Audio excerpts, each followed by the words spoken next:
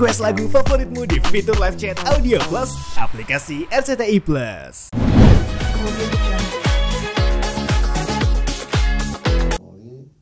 Tadi pulang untuk hadir di sini. Jadi tanggal 30 April. Dan ya jaga kesehatan kan, bersyukur aja. Habis apa lagi? Enggak. Olahraga ya sedikit-sedikit lah. Kalau yang nge-gym gitu nggak berani lagi karena kan ya kita kan umur nggak bohong. Waktu itu saya masih kerja di Pertamina El Nusa.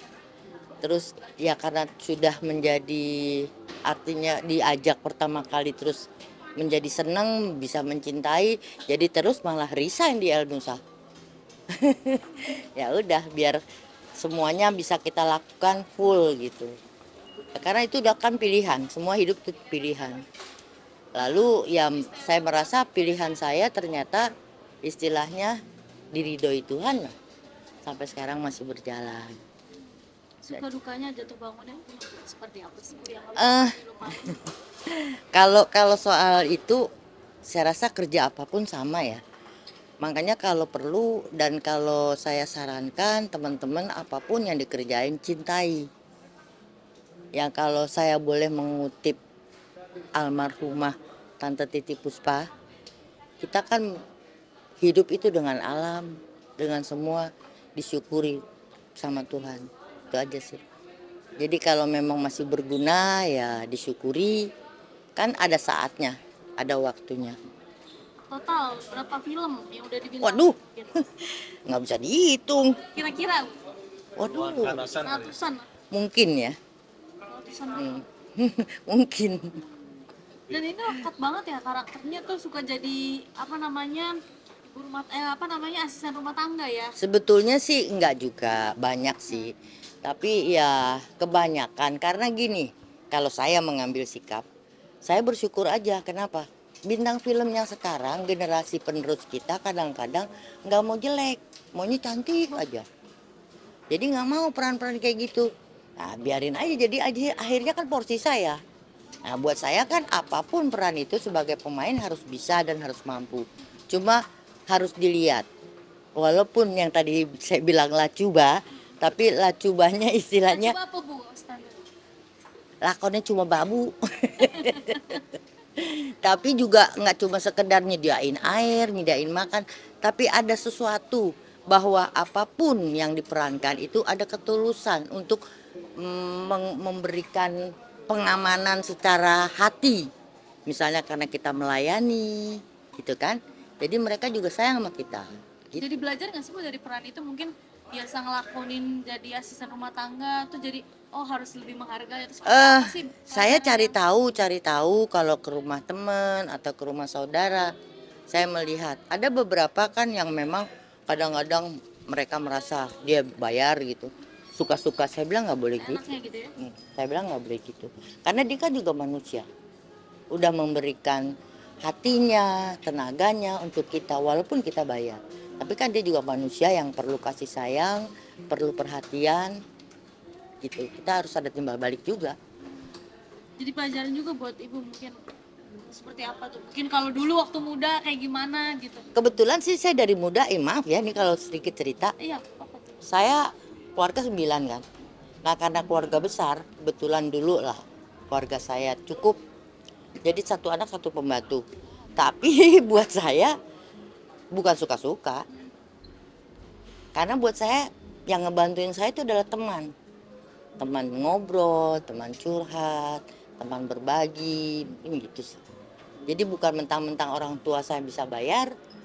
Paling kalau misalnya nyari apa, namanya masih kecil kan.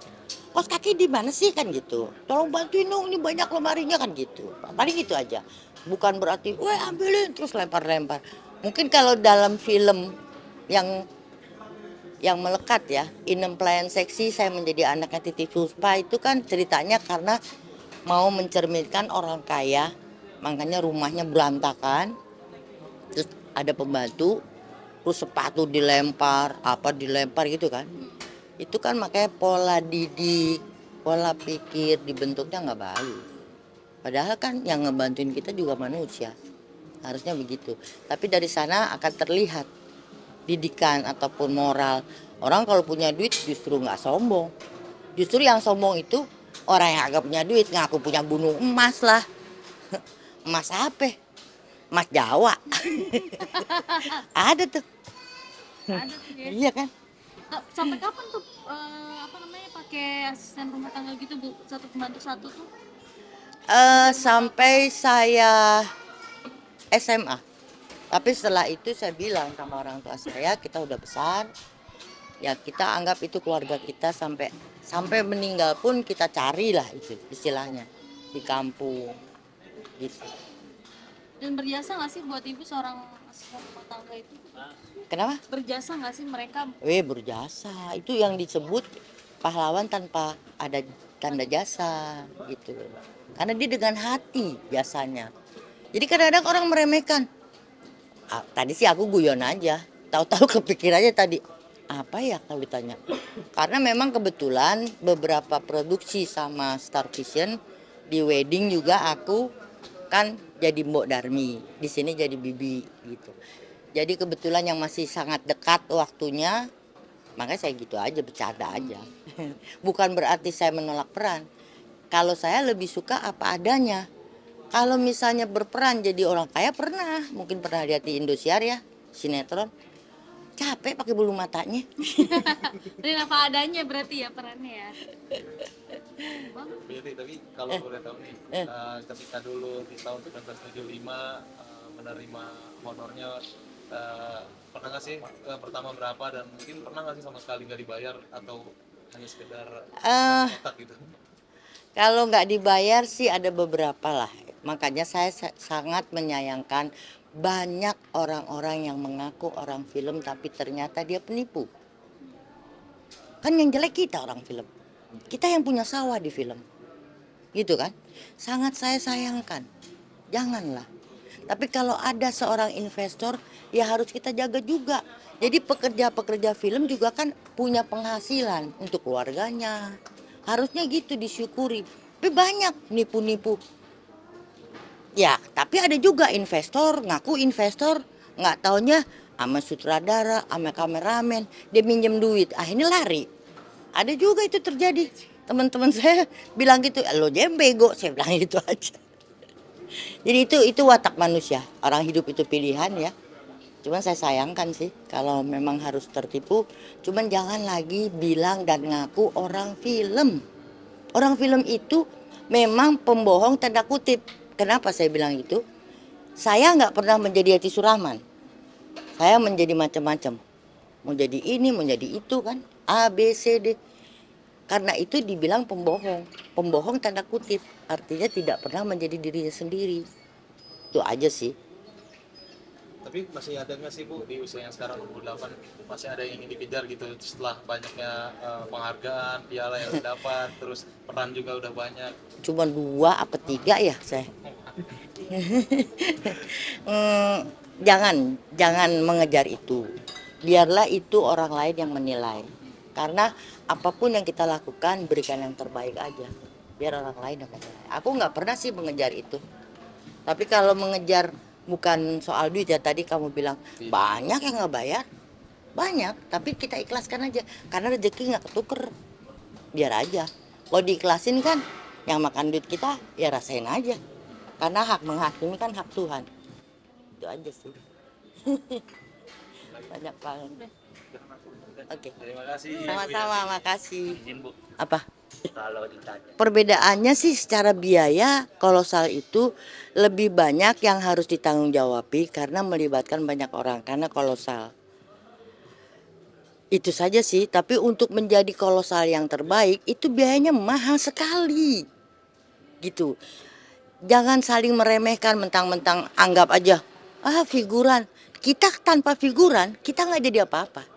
Makanya hargai. Biar dia figuran pun, biar cuma numpang lewat.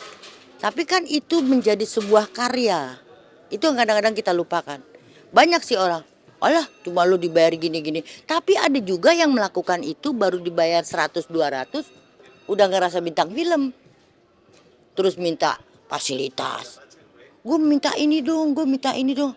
Siapa lu? Gitu. Karena kalau film itu kerjasamanya tim, bukan perorangan. Makanya saya senang sekali dengan Pak Parwe, saya melihat tadi sambil makan, dia begitu familiar dengan kita-kita, dengan pegawai-pegawainya. Karena memang dia merasa film itu bersama-sama, bukan karena siapapun. Cuman status jabatannya aja, dia sebagai produser, terus Gita sebagai sutradara, dan kita-kita ini sebagai pemain, gitu aja sih.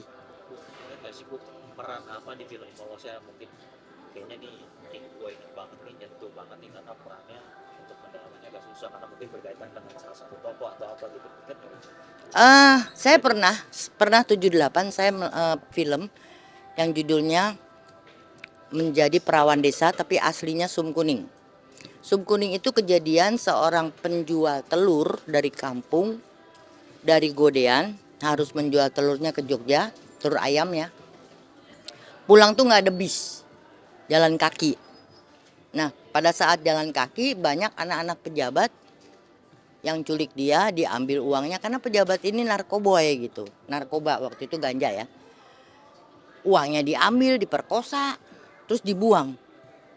Lalu saat kebuka, tahu-tahu disuruh mengaku bahwa dia tidak diperkosa, cuman kepengen terkenal. Itu terjadi dan itu kenyataan, kejadian true story. Sampai mungkin masih ingat Pak Hugeng ya, sampai Pak Hugeng membela orang yang rakyat jelata gitu, orang kampung, dia bela-belain, tapi sama pemerintah diputuskan, langsung dipensiunkan gitu. Jadi memang kita sangat menyayangkan, kita berharap Indonesia tuh mau jujur. Kalau berlaku jujur, seperti aku kutip lagi, kebetulan karena Tante Titi baru meninggal ya, banyak sekali yang saya dapat. Kalau kita nggak jadi koruptor, itu kan makan duit hak rakyat. Kita kaya raya loh Indonesia. Orang yang di Pertamina yang belakangan ini, berapa gajinya per bulan? 500 juta kan? Masih kurang aja, ngoplos, jadi ngerusak. Banyak teman-temanku yang mobilnya hancur, gitu loh. Cuma kebetulan aku udah pakai yang lain. Aku nggak pakai Pertamax. Nggak tahu ya, mungkin insting atau feeling atau apalah. Saya nggak pakai itu. Dan ternyata ditipu sama pemerintah. Dia berarti kita kan dijajah sama bangsa kita sendiri kan, itu namanya. Itu nggak boleh terjadi. Ya, dia terbawa. Dia berambisi tapi nggak punya kemampuan. Akhirnya menghalalkan segala cara. Maaf ya, bukan aku sok suci ya. Kalau menurut aku daripada uang palsu, kenapa nggak jual diri aja?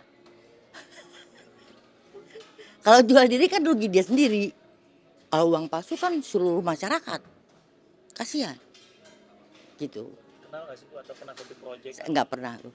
Nggak pernah. Sekarang Ayu Arum. Nggak kena. Aku juga. Miris nggak sih? Miris sih, karena dia ambisinya kegedean. Jangan lebih besar pasak daripada tiang gitu. Janganlah. Makanya hidup bersyukur, menerima apa adanya. Apa kalau bahasa Jawa bilang, trimo in pandum apa-apa. Aku bukan Jawa sih aslinya. Terima ing pandum artinya apa yang diberikan Tuhan kita syukuri, pasti bermanfaat. Gitu. Tapi kalau kita mau, kalau soal itu mah hidup itu manusia nggak ada habis-habisnya tuh. Gitu sih. Iya itu, 223 juta. Aku sayangkan banget. Aku bukan menyarankan ya, daripada dia menyusahkan rakyat banyak, kalau dijual diri kan yang susah dia. Artinya mau rusak ya, mau enggak ya, mau hancur ke barangnya kan gitu. Kasarnya gitu loh. Jangan merusak seluruh rakyat Indonesia. Tapi sebegitu pengaruhnya disebut dunia film mungkin. Ya karena di dunia film itu ada beberapa hal yang dilihat. Kalau memang merasa apa istilahnya, glamor atau apa, janganlah. Glamor itu dari hati akan tercermin di muka. Bukan karena duit. Daripada pakai Hermes palsu. Ngaku Hermes tapi palsu. Ngapain juga? Makanya di luar negeri bagus. Kalau ada yang pakai barang palsu disita langsung. Itu bagus. Yang terutama adalah janganlah kita dijajah sama bangsa sendiri. Saya sedih banget. Tapi aku juga nggak mungkin kan pindah ke warga negara lain. Karena aku lahir di sini, aku besar di sini, keluarga aku di sini. Cuma aku sayangkan aja. Indonesia tuh kaya banget, kaya banget. Tapi ya itu, orang-orang nggak pernah punya rasa syukur.